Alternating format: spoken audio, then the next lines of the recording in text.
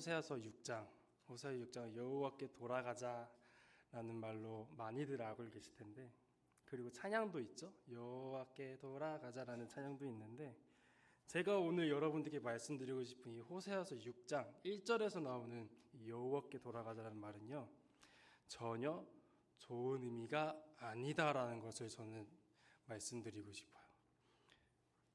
오늘 읽은 우리 호세아서는요, 호세아 선지자가 에브라임, 즉 북이스라엘한테 하나님의 말씀을 전하는, 외치는 그런 이제 선지서인데요. 이 당시 북이스라엘은 여로보암 2세라는 왕이 통치하던 때였습니다. 이 여로보암 2세는 솔로몬 이후에 가장 괄목할 만한 정치적 성장 그리고 경제적 성장을 이뤘던 왕이라고 합니다. 정치적으로도 안정되어 있었고, 그리고 경제적으로도 풍족했던 시대였다고 해요. 이런 정말 어려움 없는 시대였지만, 이런 시대일수록 가난한 자와 그리고 소외된 자들은 더욱 가난해졌고 더욱 소외된 시대였다고도 해요. 우리 아모서 2장 6절과 7절에 보면요, 이렇게 나와 있어요. 여호와께서 이와 같이 말씀하시되 이스라엘의 서너 가지 죄로 말미암아 내가 그 벌을 돌이키지 아니하리니 이는 그들이 은을 받고 의인을 팔며 신 한 켤레를 받고 가난한 자를 팔며 힘없는 자의 머리를 티끌 먼지 속에 발로 밟고 연약한 자의 길을 굽게 하며 아버지와 아들이 한 젊은 여인에게 다녀서 내 거룩한 이름을 더럽히며 라고 아모서에서 얘기하고 있어요. 아모서 2장에서는 가난한 자들과 소외된 자들이 어떤 상황을 겪고 있었는지 얘기해요. 은을 받고 돈을 받고 의인을 팔고 있었으며, 그리고 신발 한 켤레 때문에 가난한 자들이 팔았고, 그리고 힘없는 자들을 발로 짓밟았고, 그리고 연약한 자들이 가는 길, 그 어려운 길조차도 또 더 어렵게 만들었고, 그리고 아버지와 아들이 한 여인을 찾아가 음행을 하는 그런 시대였어요. 여러분들이 잘 알고 있듯이 호세아는 하나님의 명령대로 음녀 고멜과 결혼했습니다. 첫째는 이스르엘, 둘째는 루로하마, 셋째는 로암미라고 자녀들의 이름을 짓게 돼요. 첫째 이스라엘이라는 사람의 뜻은 하나님께서 파종하셨다라는 뜻을 가지고 있어요. 이 이름의 의미는 장차 이스라엘이 열방에 뿔뿔이 흩어졌다가 다시 돌아올 것을 암묵적으로 의미한다 라고는 이제 그런 상징적인 이름을 가지고 있어요. 그러면 둘째 루로하마라는 이름의 뜻은 긍휼히 여김을 받지 못한 자라는 뜻이에요. 이 의미는 하나님께서 이스라엘 백성을 사랑하지 않을 것이다 라는 것을 의미해요. 그러면 마지막 로암미, 이 로암미는요, 결국에는 하나님께서 내 백성이 아니다라고 선언하게 됐어요. 하나님께서 이제는 이스라엘 백성을 더 이상 사랑하지 않을 것이다 라고 이 로암미라는 이름을 통해서 나타내신 것이에요. 하나님께서 이 호세의 이 세 자녀를 통해서 자신의 마음, 이스라엘을 향한 자신의 마음을 하나도 남김없이 토로하고 계신 겁니다. 결국 나의 백성이 아니다라고 말씀하실 정도로 이스라엘 백성들은 타락했다라고 볼 수 있어요. 제가 중고등부 애들한테 설교할 때 북이스라엘에 대해서 조금 길게 설명했던 적이 있었거든요. 북이스라엘은 건국 초기부터 하나님께서 싫어하시던 모든 행동을 하고 했다라고 봐도 무관한다고 생각합니다. 에브라임 지파 느밧의 아들 여로보암, 이제 여로보암 1세인 거죠. 여로보암 1세는 북이스라엘의 초대 왕이었어요. 근데 이 여로보암에게는 한 가지 걱정거리가 있었어요. 어떤 거였냐면 하나님께 예배하는 거, 이게 첫 번째 걱정거리였다고 해요. 그때 당시 예배, 즉 제사는 하나님께서 왕하셨던 장소, 단 한 곳에서만 제사를 드렸거든요. 바로 예루살렘 성전이에요.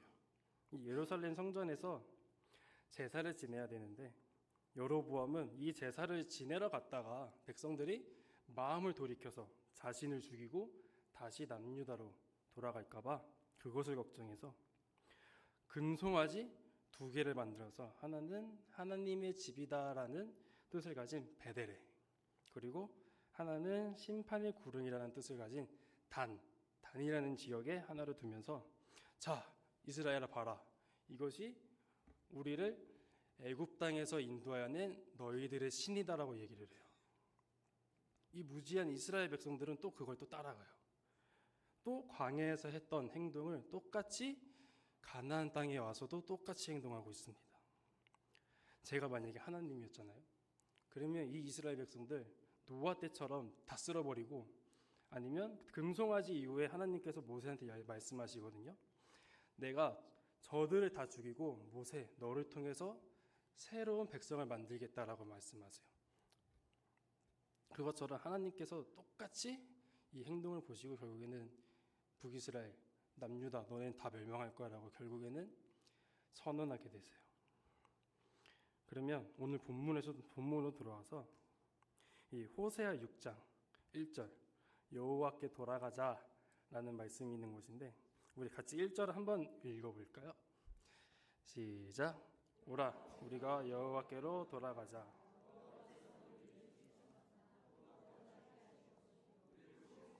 싸매어 주실 것임이라. 이 1절 여호와께 돌아가자. 우리를 찢으셨으나 낫게 하실 것이고 우리를 찢으셨지만 감싸 주실 것이다 라고 얘기하는데, 이거는 하나님이 말한 것도 아니고 호세아 선지자가 말한 것도 아니에요.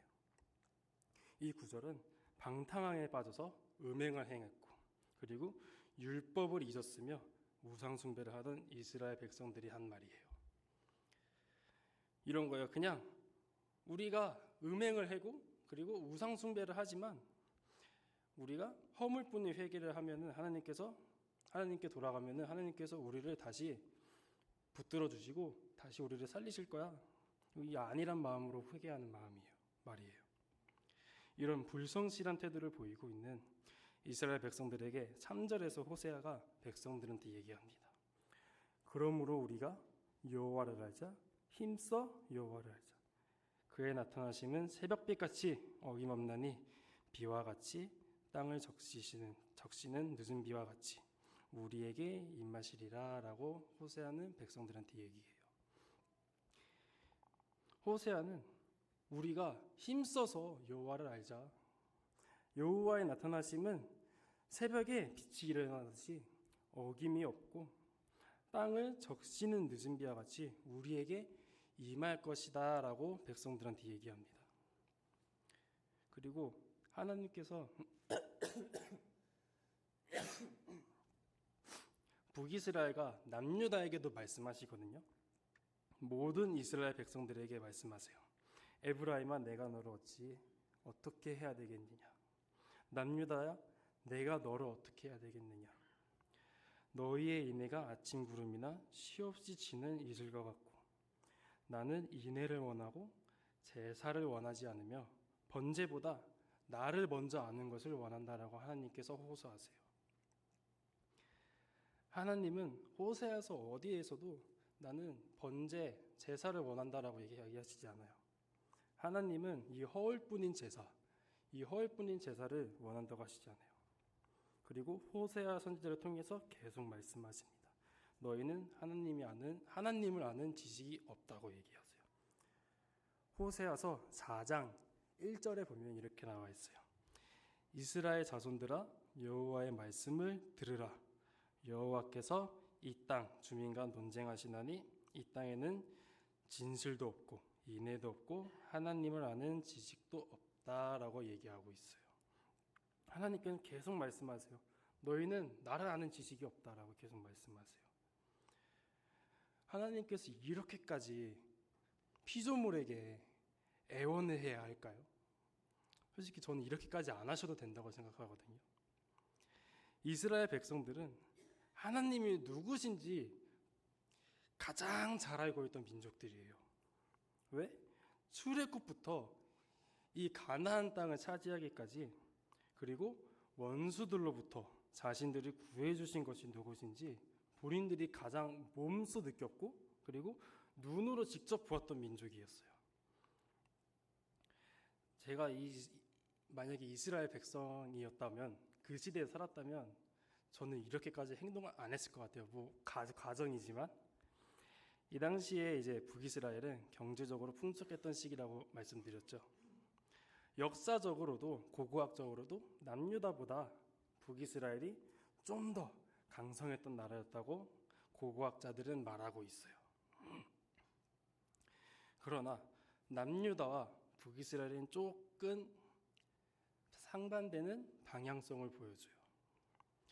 남유다는 그래도 다윗 계통의 왕들이 나라를 통치하면서 신앙적으로 개혁을 하고, 그리고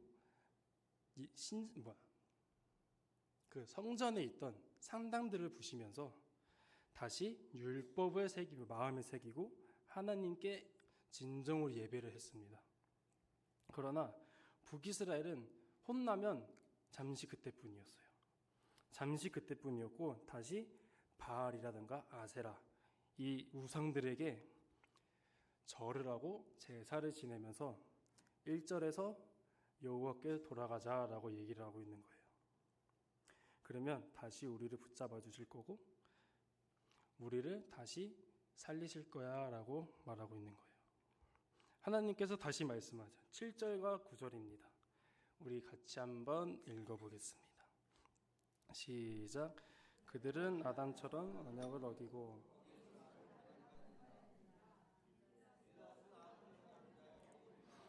피발자국으로 가득 찼도다. 강도 때가 사람을 기다린 같이 제사장의 무리가 세겜길에서 살인하니 그들이 사악을 행하였느니라. 아멘. 하나님은 너희는 언약을 어겼다. 너희는 나와 언약을 어기고 나에게 반역을 했고, 그리고 길라앗에서 악을 행하는 자가 많으며 제사장의 무리가 살인을 하고 사악을 행하고 있다고 비판하고 계세요. 하나님께서 이스라엘의 죄를 낱낱이 다 토로하고 계신 거예요. 이스라엘은 앞에서 말한 같이 건국 초기부터, 북이스라엘은 건국 초기부터 하나님께서 싫어하시는 모든 행동을 하게 됩니다. 그런데도 잠깐이나마 하나님께서 우리가 회개를 하면 다시 받아주셨듯이, 그리고 하나님께서는 어김없이 또 그것을 받아주셨어요. 그렇기 때문에 이스라엘 백성들은 1절처럼 불성실하게 회개를 했고, 또다시 하나님이 잊혀질 때쯤이면 또다시 방탕하게 생활을 했습니다. 10절과 11절에 내가 이스라엘 집에서 가증한 일을 보았나니 거기서 에브라임은 음행을 행하였고 이스라엘은 더럽혀졌느니라. 또한 유다여 내가 내 백성의 사로잡힘을 돌이킬 때 내게도 추수할 일을 정하였느니라 라고 기록되어 있어요. 하나님께서는 내가 이스라엘의 집에서 가증한 일을 보았다. 에브라임 너희는 음행을 행하였고 그것 때문에 이스라엘이 더럽혀졌다라고 말씀하고 계세요. 그러다가 갑자기 뜬금없이 남유다에 대해서 얘기하고 계세요. 남유다 너희 또한 추수할 일이 정해졌다라고 말씀하시는데, 이 추수할 일은 바로 남유다에 대한 심판에 대해서 말씀하고 계신 거예요. 남유다 또한 북이스라엘처럼 하나님께 범죄함이 있었기 때문에 하나님께서 너희에게 심판이 있을 거야 라고 말씀하고 계신 거예요. 오늘 본문 이 호사야서에서는 하나님께서 이스라엘에 대한 자신의 감정을 다 토로하십니다. 모든 것을 드러내세요. 그 중에 6장, 이 호세아서 6장의 소제목이 뭔지 아십니까? 이 소제목이 뭐냐면 백성들의 불성실한 회개, 이렇게 소제목이 붙어 있어요. 하나님께서는 이스라엘 백성들의 불성실한 회개를 보시고 한탄하고 계신 겁니다. 우리가 여호와께 돌아가자라고 하면 하나님께서 다시 우리를 낫게 하실 것이고 우리를 감싸 주실 것이라며 자신들이 했던 악행들, 그것들을 생각하지 않고 막연하게 하나님께 돌아가면 하나님께서 우리를 다시 받아주실 거야. 하나님께서 다시 우리를 자신의 백성으로 받아주실 거야 라고 그냥 생각 없이 말만 하고 있는 거예요. 하지만 호세아는 그게 아니라고 얘기하고 있습니다. 그렇게 회개하면 안 되라고 얘기하고 있는 거예요. 우리에게 가장 먼저 필요한 것은 하나님을 아는 것이 가장 우선이야 라고 호세아는 얘기하고 있어요. 그러나 하나님께서는 내 심판이 비처럼 나온다고 말씀하시면서 이스라엘의 범죄함을 결국에는 심판하실 거라고 얘기하십니다. 북이스라엘은 경제적, 외교적, 군사적으로도 강한 나라였지만 그 풍족함에 빠져서 그 풍족함에 빠져서 하나님을 뒤로하고 자신들의 필요만 찾아다니는 음행 그리고 우상 숭배들을 저지르게 됩니다. 왜? 하나님이 없더라도 지금 상황을 봤을 때는 본인들이 먹고 살만 하거든요. 그리고 오히려 경제적으로 풍족한 시대였어요. 그렇기 때문에 하나님을 생각하지 않고 살고 있다가 한 번씩 얻어맞아요. 다른 나라한테 얻어맞거나 아니면 하나님께서 직접 심판을 하셔서 질병이 창궐한다거나 그런 일들이 있거든요. 그러다가 이렇게 한 번씩 맞아서 번쩍 정신이 들게 됩니다. 근데 저도 이런 적이 한 번 있어요. 뭐였냐면 제가 이제 지금 사역하기 전에 이제 대학원에 진학하기 위해서 이제 공부를 하던 시기가 있었거든요. 그러면서도 이제 아르바이트를 쭉 하고 있었어요. 그러면서 전 주 6일 거의 아니면 7일을 일했거든요. 그러면서 이제 월급 한 300만 원 조금 넘는 돈을 받고 있었는데 근데 한 가지 문제점이 있었어요. 제가 말씀드렸죠. 주 6일 아니면 주 7일 출근이었다고. 주일에도 출근을 하라고 하면은 예배를 빠지고 맨날 일을 하러 갔었어요. 그렇게 한 번, 두 번, 세 번, 네 번이 넘어가니까 주님과 점점 멀어지고 예배와도 점점 멀어졌어요. 어렸을 때는 이제 저희 부모님이 조금 엄하셨거든요. 예배 빠지는 거에 대해서는. 그래서 절대 빠지면 안 된다고 하시면서 그래서 저도 어렸을 때는 예배를 빠지면 혼난다 라는 생각으로 신앙생활을 쭉 해왔어요. 근데 이게 한두 번 빠지다 보니까 처음에는 마음에 찔림이 있거든요. 처음엔 마음에 찔림이 있는데 한 세 번, 네 번 넘어갈수록 그 마음에 찔림이 없어져요. 순식간에 사라져요.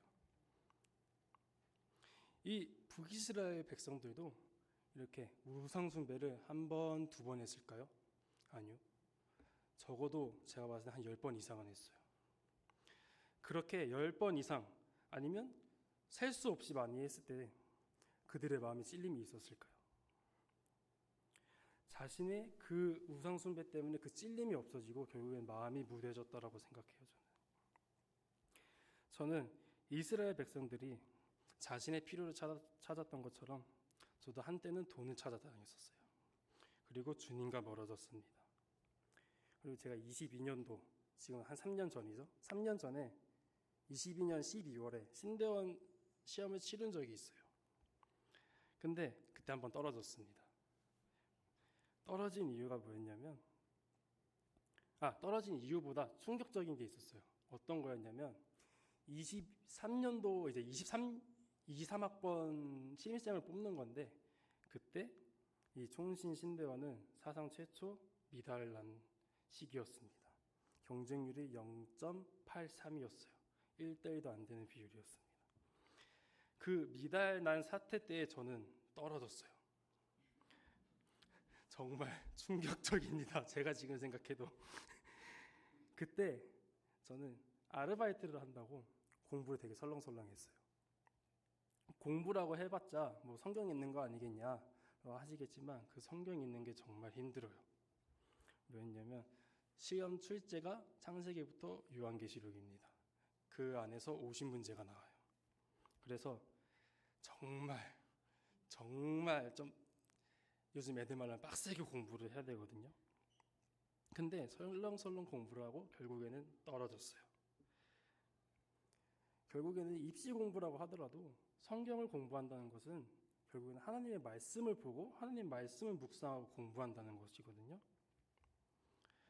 근데 떨어지고 나서 정말 후회가 많이 됐어요. 그때도 합격 통지서, 그 불합격 통지서가 나올 때가 언제였냐면 제가 일하고 있을 때였어요. 일하고 있을 때 정말 많이 울었거든요. 그 후회가 너무 밀려와가지고 조금 더 열심히 볼 걸, 조금 더 열심히 읽어볼 걸, 그리고 기도하면서 준비해 볼 걸 라는 후회가 너무 많이 밀려오더라고요. 여러분, 호세아서는 결국 어떻게 끝나는지 알아요? 호세아에서는 처음부터 이스라엘 백성들의 범죄함을 하나님께서 말씀하시거든요. 쭉 계속 나열하고 계세요. 그러나 호세아서 11장에 하나님께서는 이렇게 말씀하세요. 백성을 버리지 않으시겠다고 하십니다. 우리 11장 8절 같이 읽어볼게요. 시작. 에브라임이여 내가 어찌 너를 놓겠느냐.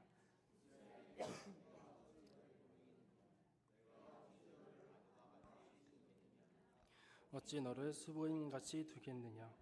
내 마음이 내 속에서 돌이키어 나의 국률이 온전히 불붙듯이 하도다. 아멘. 하나님께서 결국 말씀하세요. 에브라임아 내가 너를 어떻게 놓겠느냐. 이스라엘아 내가 어찌 너를 버리겠느냐. 아드마 수보임같이 하나님께서 멸망하게 하셨던 그 나라같이 내가 너희를 멸망하게 하겠느냐. 내 마음이 내 속에서 돌이키어 나의 국률이 온전히 불붙듯이 하도다. 내가 너희를 다시 붙들겠다라고 말씀하세요. 그리고 14장에서 호세아는 백성들에게 호소하고 있습니다. 여호와께 돌아오라고 호소합니다. 하나님께서 결국 자신의 백성을 너무 사랑하셔서 하나님께서 진노를 거두시는 것으로 호세아서는 마무리가 됩니다. 우리 14장 4절에 보면 내가 그들의 반역을 고치고 기쁘게 그들을 사랑하리니 나의 진노가 그에게서 떠났음이라 라고 하나님께서 말씀하세요. 하나님께서는 하나님은 처음에 내가 너희를 사랑하지 않는다. 너희는 나의 백성이 아니다라고 말씀하시지만 결국에는 하나님께서는 이스라엘 백성을 너무 사랑하셔서 그들이 비록 죄를 범하였더라도 하나님께서 자신의 백성을 너무 사랑하셔서 그들을 다시 붙잡아 이끌고 오셔서 내가 택한 백성이다. 내가 너희를 사랑한다라고 자신의 마음을 돌이키셔서 오십니다. 여러분, 하나님께서 직접 우리를 먼저 이끄셔야 할까요? 우리를 이끄시는 건 하나님이 맞으시지만 우리가 한번 스스로 하나님을 먼저 사랑하고 하나님이 누구신지 알아가는 것 어떨까요? 그렇다면 어떻게 하나님을 아는 지식을 만들어 가야 할까요? 성경에 나와 있어요. 바로 그 성경이 하나님을 아는 지식입니다. 이 성경 말고는 하나님을 아는 지식이 없어요. 하나님께서 비록 자연을 통해서 일반적 계시를 드러내시지만 이 성경에서는 하나님 자신이 누구신지 가장 잘 정확하고 오류가 없이 전하고 계세요. 성경 첫 장부터 얘기해요. 태초에 하나님이 천지를 창조하시니라. 창조주 하나님을 나타내시죠. 요한일서에서는 하나님은 사랑이시라. 하나님은 사랑이셔서 사랑 안에 거하는 자 안에 하나님께서 함께 계신다라고 얘기하세요. 우리는 이 북이스라엘 백성들처럼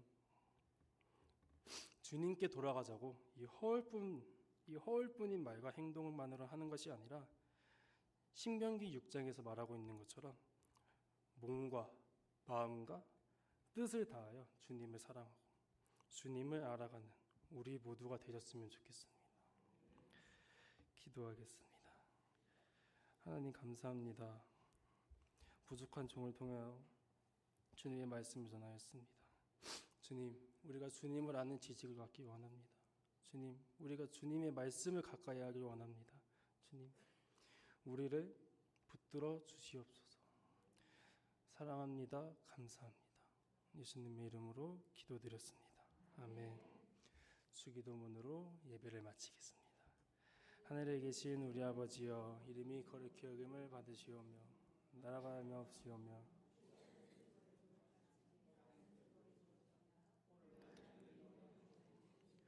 우리가 우리에게 죄진 죄를 사하여 준 것 같이 우리의 죄를 사하여 주옵시고 우리를 시험에 들게 하지 마옵시고 다만 악에서 구하옵소서. 되게 나라와 권세와 영광이 아버지께 영원히 있사옵나이다. 아멘.